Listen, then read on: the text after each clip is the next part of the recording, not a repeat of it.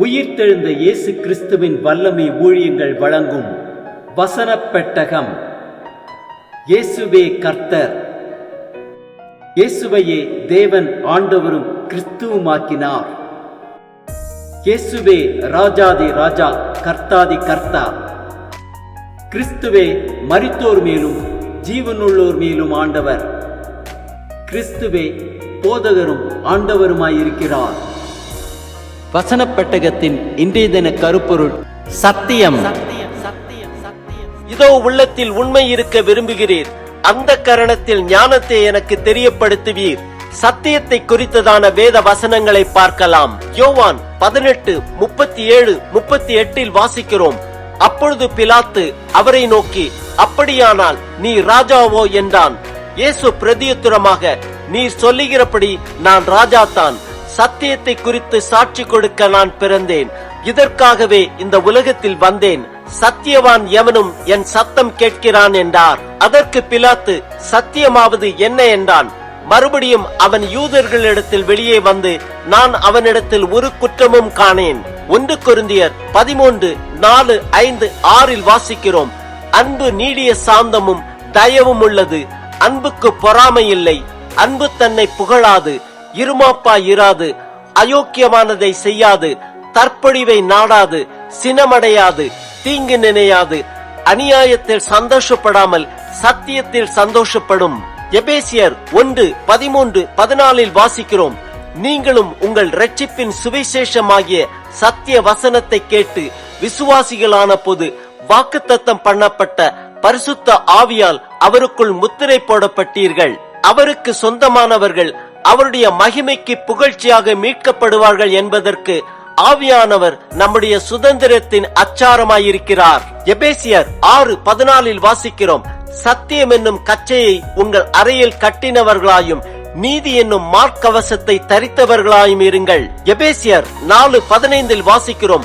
அன்புடன் சத்தியத்தை கைக்கொண்டு தலையாகிய கிறிஸ்துவுக்குள் எல்லாவற்றிலேயும் நாம் வளருகிறவர்களாய் இருக்கும்படியாக அப்படி செய்தார். பிலிப்பியர் 4:8 வாசிக்கிறோம்.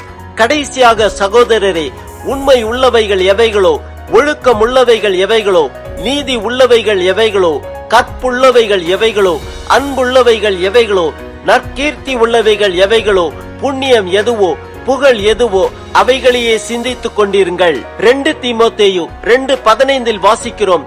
நீ வெட்கப்படாத ஊழியக்காரனாயும் சத்திய வசனத்தை நிதானமாய் பகுத்து போதிக்கிறவனாயும் உன்னத தேவனுக்கு முன்பாக உத்தமனாய் நிறுத்தும்படி ஜாக்கிரதையாயிரு. யாக்கோபு 1:18 வாசிக்கிறோம். அவர் சித்தம் கொண்டு தம்முடைய சிருஷ்டிகளில் நாம் முதற் பலன்களாவதற்கு நம்மை சத்திய வசனத்தினாலே ஜெனிப்பித்தார். யாக்கோபு 5:12 வாசிக்கிறோம். விசேஷமாய் என் சகோதரரே, வானத்தின் பேரிலாவது பூமியின் பேரிலாவது வேறெந்த ஆணையினாலாவது சத்தியம் பண்ணாதிருங்கள். நீங்கள் ஆக்கினைக்குள்ளாக தீர்க்கப்படாதபடிக்கு உள்ளதை உள்ளதென்றும் இல்லதை இல்லதென்றும் சொல்ல கடவீர்கள். 1 யோவான் 1:8 வாசிக்கிறோம். நமக்கு பாவமில்லை என்போமானால் நம்மை நாமே வஞ்சிக்கிறவர்களாயிருப்போம். சத்தியம் நமக்குள் இராது. 1 யோவான் 3:18 வாசிக்கிறோம். என் பிள்ளைகளே, வசனத்தினாலும் நாவினாலும் அல்ல, கிரியையினாலும் உண்மையினாலும் அன்பு கூற கடவோம்.